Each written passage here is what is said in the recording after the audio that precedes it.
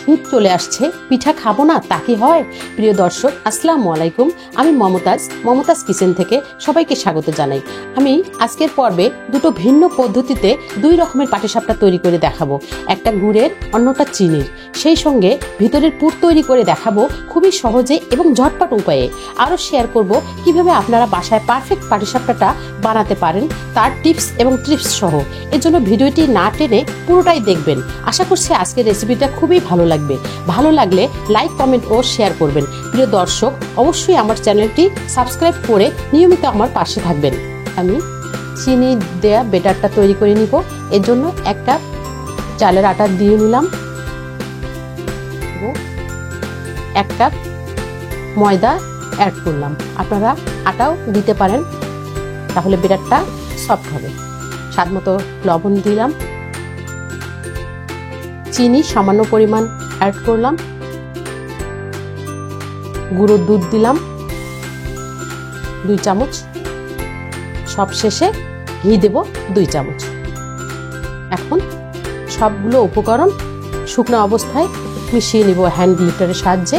ভালো করে নেড়ে নিব। হ্যান্ড গ্লিটারের সাহায্যে শুকনো উপকরণগুলো ভালো করে নেড়ে নিব। আর হালকা কুসুম গরম পানি একটু একটু করে দিব, একবারে দিব না।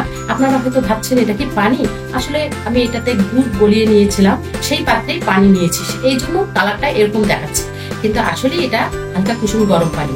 তো একটু একটু করে দিয়ে নিয়ে আমি ভালো করে নেড়ে নিব।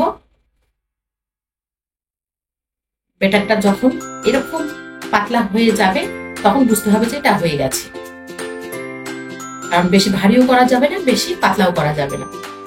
এই পাটিসাপটা পিঠার ব্যাটারটা এরকম তৈরি করতে হবে। 10 মিনিটের মতো আমি এটা নেড়েছি। এরপর একইভাবে গুড়ের ব্যাটারটা আমি তৈরি করব। তো শুরুতেই এক কাপ আটা দিয়ে নিলাম, চালের আটা।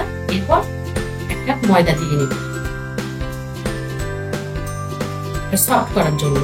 স্বাদ মতো লবণ দিয়ে নিব 1 চামচ, সামান্য পরিমাণ গুঁড়ো দুধ অ্যাড করব 2 চামচ। এরপর সব শুকনো উপকরণগুলো আগের মতোই নেড়ে নেব। আর সবশেষে 2-4 চামচ ঘি দিয়ে নেব, তাহলে খুব সুন্দর একটা সুঘ্রাণ পাওয়া যাবে। তো হ্যান্ড গ্লিটারের সাহায্যে এভাবে আমি ভালো করে নেড়ে নেব। এখন থেকে গুড়টা যে গলিয়ে রেখেছিলাম ঠান্ডা করে একটু একটু করে আমি দিয়ে নেব, পরিমাণ দিব। আর এটা ভালো করে আমি নেড়ে নেব। এখন সামান্য পরিমাণ গুড় দিব আর বারবার নেড়ে নেব।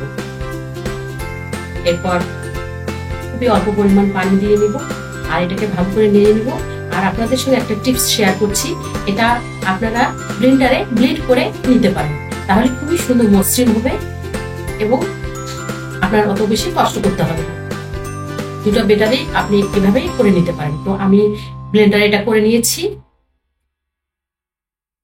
ঠিক এরকম হবে ব্যাটারটা, খুব বেশি পাতলাও না, খুব বেশি ভারীও না। এরকম করে আমি দুটা ব্যাটারে আমি করে নিলাম এই পাটিসাপটা পিঠার জন্য। রেপিং পেপার দিয়ে 30 মিনিটের জন্য এটা আমি রেখে দিব। এই ফাঁকে আমি এর পুরটা তৈরি করব। এই পুরটাই হলো এই পিঠার গুরুত্বপূর্ণ।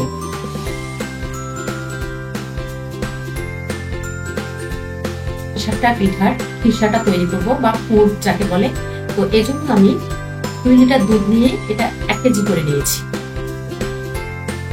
মিষ্টি দিয়ে নিলাম, চিনি দিয়ে নিলাম, গুঁড়ো দুধ দিলাম। চিনিটাকে ব্যালেন্স করার জন্য সামান্য পরিমাণ লবণ অ্যাড করলাম আর 2 চামচের মতো আটা অ্যাড করলাম। আর এখানে ছোট এলাচের গুঁড়ো অ্যাড করলাম। আপনারা অবশ্যই এটা স্কিপ করতে পারেন, তো আমার এটা ছিল তাই সবগুলো এখন আমি হ্যান্ড গ্লিটারের সাহায্যে মিশ্রণটা ভালো করে আমি নেড়ে দিচ্ছি। আর চুলার আঁচটা একদম লো হিটে রাখতে হবে। যখন অনবরত চামচ দিয়ে আমাকে নাড়তে হবে, যখন দেখবো এরকম ভারী হয়ে আসছে তখন বুঝে নিতে হবে যে আমার খিসাটা হয়ে আসছে। দেখুন দেখতেই কতটা লোভনীয় লাগছে। আর খিসাটা খুব মজার হলে এই পিঠাটা খেতেও খুব ভালো লাগে। তো এরকম যখন ভারী হয়ে আসবে, বেশি ভারী করা যাবে না, ঠান্ডা হলে আরো ভারী হবে। সবশেষে আমি ঘি দিয়ে নেব, 2 চামচের মতো ঘিটা দিয়ে নিব। সুন্দর একটা সুঘ্রাণ বের হবে। আর ঘিটা দেওয়ার পর আর এটাকে জাল দেওয়া যাবে না, নামিয়ে ফেলতে হবে। তো আমার এটা একদম রেডি হয়ে গেছে, পারফেক্ট পিঠা হয়েছে। ঠান্ডা হয়ে গেলে পিঠা তৈরি করব।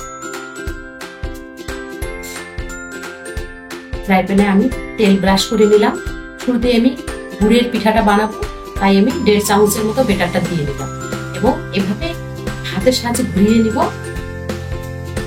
1 মিনিটের জন্য ঢাকনিটা দিয়ে নিব। 1 মিনিট পর ঢাকনি উঠাই নিব, নিয়ে খিরসাটা দিব। আপনারা যে যেমন খিরসা খাবেন কম বেশি করে আপনারা দিয়ে নেবেন। তো আমি এভাবে দিয়ে নিচ্ছি একটা চামচের সাহায্যে।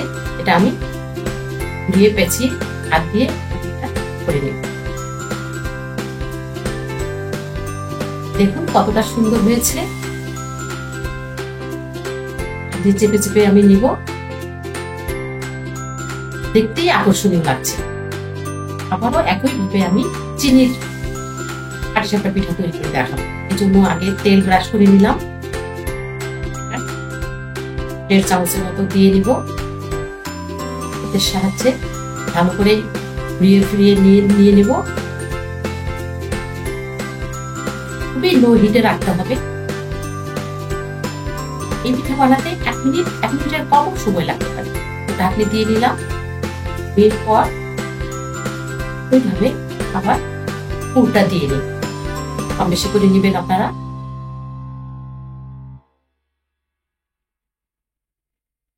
তারপর চেপে চেপে উল্টিয়ে পাল্টিয়ে এভাবে করে নেবেন। দেখুন দেখতে কতটা সুন্দর হয়েছে। আমি সব পিঠা বানিয়ে নিলাম। এভাবে আমি সবগুলো পিঠা বানিয়ে নিলাম। দেখতে পাচ্ছেন খুবই লোভনীয় লাগছে, খুবই মজার ছিল। আপনারা অবশ্যই বাসায় ট্রাই করবেন। খেতে কেমন হয়েছে কমেন্টে জানাবেন। এই রেসিপি ভালো লাগলে বন্ধু বান্ধব ও আত্মীয় স্বজনের কাছে শেয়ার করবেন। নতুন নতুন ভিডিও পেতে আমার চ্যানেলটি সাবস্ক্রাইব করবেন। সবাই খুব ভালো থাকবেন। বিদায় নিচ্ছি। আল্লাহ হাফেজ।